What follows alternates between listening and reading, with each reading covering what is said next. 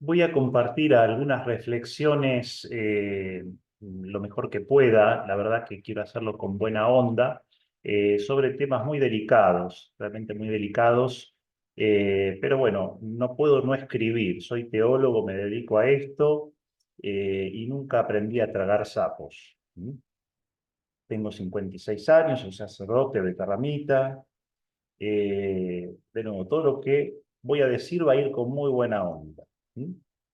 Pero, como dice el Papa, no se puede criminalizar la protesta. Entonces confío en eso, en que no se puede criminalizar la protesta y que uno puede expresarse. También estoy de acuerdo con el Papa que dice que el clericalismo es uno de los peores males de la Iglesia. ¿Mm? Bien, dicho esto, hace unos días, hace menos de una semana, notificaron a nuestro superior regional y al vicario de Argentina y Uruguay de nuestra congregación, el arzobispo de Buenos Aires, Jorge Ignacio García Cuerva, de que teníamos que dejar esta casa, donde estoy ahora grabando esto, que es San Juan Bautista, que es donde está mi congregación desde 1856, cuando fue invitada a venir por el obispo de entonces de Buenos Aires para acompañar vascos inmigrantes. Bueno, fueron llamados para pedirles justamente que dejemos la casa para el 1 de enero del 2025, sin mediar mucho diálogo, casi como con mucha contundencia, porque quería instalar acá el vicariato centro y en el piso, el primer piso, que es donde vivimos nosotros, ¿no es cierto? Tenía que vivir el vicario general, un señor de Gustavo Carrara, ¿sí? Que inicialmente había sido vicario episcopal para las villas y ahora es vicario general. Eh, claro, uno podría entender esto como casi como un deseo de que no estemos, evidentemente, en la arquidiócesis. Así como nos llamaron en algún momento a las mismas autoridades, la misma autoridad, a casi los mismos representantes, y le dicen lo contrario, ¿no es cierto?, que nos vayamos. Y uno de los argumentos de esto que parece algo realmente inesperado y que se está dando mucho en la iglesia, en muchos lugares están pasando este tipo de cosas, eh, y va de la par de la sinodalidad, es decir, se usa la excusa de la sinodalidad para hacer cosas como estas, que no son nada sinodales, porque justamente no se convoca, no se dialoga, no se escucha nada. Uno de los argumentos es la escasa atención pastoral que, sin embargo, no es inferior a la media en la zona. Estamos en una zona que se está despoblando mucho, en el microcentro, el barrio de Montserrat. De hecho, en enero solemos celebrar misa nosotros porque las parroquias vecinas, muchas no tienen misa en enero. Mucha gente viene de parroquias vecinas a la misa que seguimos manteniendo en enero. Yo me acuerdo cuando empecé aquí que me dedicaba mucho más directamente a la atención del templo, ahora estoy más en lo que es docencia universitaria en la UCA y acompaño, atiendo, colaboro con las confesiones en el Santuario de Luján y además he desarrollado un trabajo virtual bastante extenso que llega a mucha gente. Estas actividades que son evangelizadoras las hice acá en San Juan Bautista, si no, no las hubiera hecho. ¿Mm? O sea, no es que no se hace nada. Radio Constancio está atendiendo, ha atendido muchas veces o suplido sacerdotes de las parroquias vecinas. ¿Mm? Es decir, estamos en una actitud creativa también los que estamos acá. Padre Sergio, que vive en Santiago del Estero, normalmente pasa una semana aquí en esta casa también y desempeña un trabajo muy importante misionero en el norte también. Entonces, y somos varios los que vamos usando esta casa. ¿Mm? Eh, la, la, la, la iniciativa no parece muy justificada, tampoco la de la misión. Salvo que tengamos una mirada muy estrecha de la misión, como si estuviéramos hace 300 años, digamos, si hay que entender el territorio cercano, inmediato, estar ahí todo el tiempo presente. Hay otras maneras de llegar en la ciudad. Si Dios habita en la ciudad, hay que también evangelizar de otras maneras. ¿Sí? Y cada uno tiene sus carismas. ¿Sí?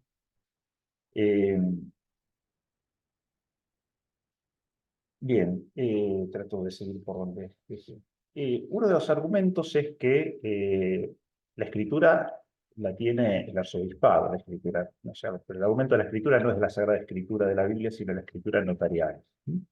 Pero estamos desde 1856, todo lo que veo acá, no tiene pinta de ser anterior a 1856, salvo el templo, que fue bastante reformado, la fachada sobre todo, y la parte que queda del convento, que es mínima, pero la casa, cuando uno entra, se da cuenta que son cosas todas posteriores.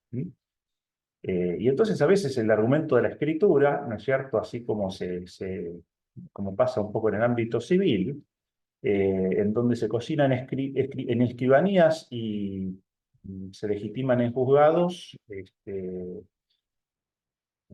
en algunas provincias del norte, por ejemplo, suele pasar esto, y se echa, diríamos, con esas escrituras a ancestrales campesinos o aborígenes o ancestrales campesinos de las tierras que ocupan por generaciones como legítimos propietarios. ¿No? ¿Cuántas veces se ha echado hacia el Lescom, por ejemplo? ¿Mm? Estamos reproduciendo en la iglesia lo que criticamos en la sociedad civil. ¿Con qué autoridad después nosotros vamos a hablar a la sociedad civil si reproducimos las mismas piraterías, porque esa es la palabra que se hace en otros espacios?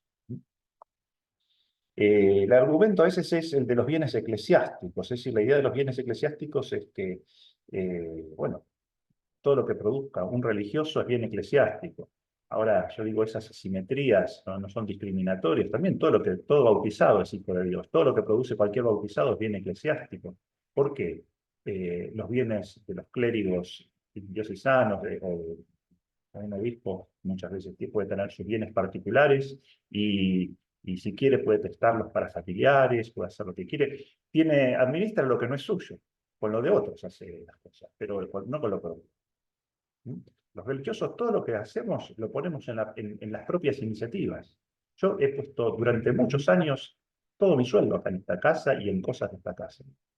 Y ahora colaboro con un tercio de mi sueldo para iniciativas en barracas, donde atendemos gente en situación de calle, ¿sí? Y en Santiago del Estero, donde se dedica otro tercio de mi sueldo a alimentos. Y con el otro tercio vivo, no le mangueo a nadie acá, la gente sabe que no tiene que poner mucho en la colecta, etcétera, que la congregación siempre, nos hemos encargado siempre de eso. O sea que hemos tenido una actitud proactiva, incluso con gente en situación de calle, incluso que la casa se ha usado muchas veces para grupos que vienen a pasar viajes de egresados que si no, no podrían tener el Santiago del Estero, que se usa para grupos de alcohólicos anónimos o narcóticos anónimos, que no encontraron lugar en otras parroquias, pese a que hay muchas parroquias diocesanas acá en la zona, no encontraron lugar. Se atiende mucha gente que viene a conversar, gente de nuestros colegios, está la parte administrativa, es decir, hay actividad en la casa, ¿no? También. Bueno, me llamaba la atención, hace unos años yo había participado del GERE, que es Grupo de Evangelización y Religiosidad de Estudios, del Instituto Rabiniani de la Universidad de Buenos Aires, Facultad de Filosofía y Letras, y se dedicaban a este tema, en el siglo XVII y XVIII, a mostrar ejemplos muy concretos, así como lo analizan los investigadores con lupa, con lujo de detalle, de cómo se iban pasando bienes que eran de congregaciones religiosas a el clero diocesano. O cómo se presionaba muchas veces para prestar, ¿no es cierto?, a personas que estaban en una situación ya casi final de la vida, ¿no es cierto?, para que dejaran sus bienes en manos del clero.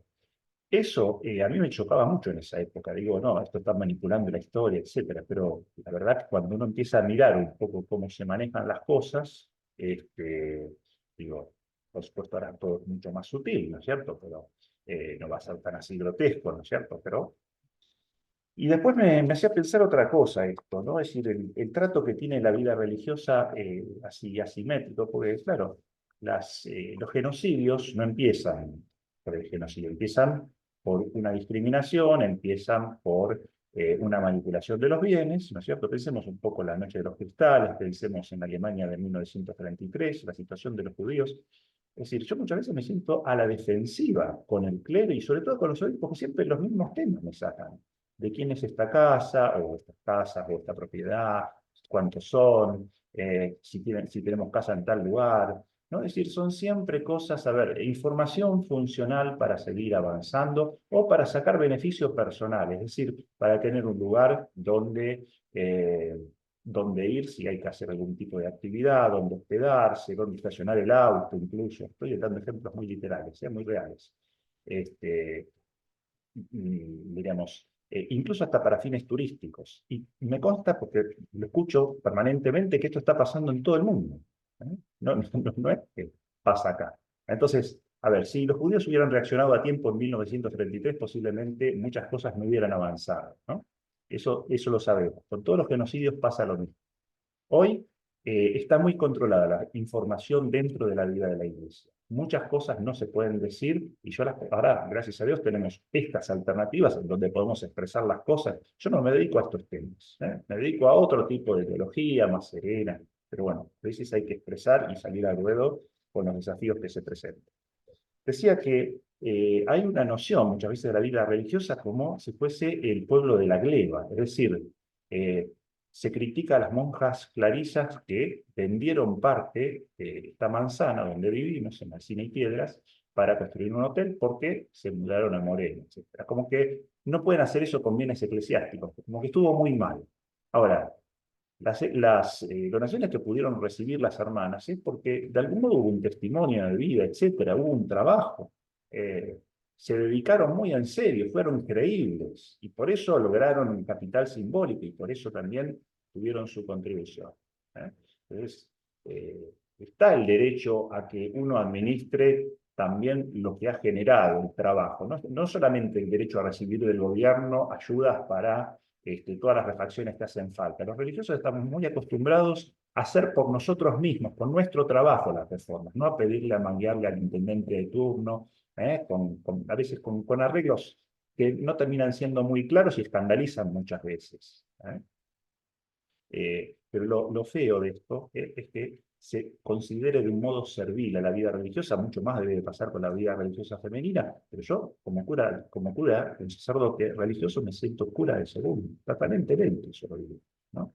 Lo que pasa es que son en pequeñas cosas. Esto me da oportunidad para hablar, para universalizar, ¿eh? Como es un ejemplo muy, muy claro, muy grueso, muy fuerte, de un arzobispo que nos pide una casa en la que estuvimos 150 años sin mediar ningún tipo de explicación o de diálogo, impidiéndolo incluso, según me dijeron, en ese diálogo no hubo prácticamente posibilidad de reaccionar. Bueno, eso es abusivo, eso es un abuso de poder.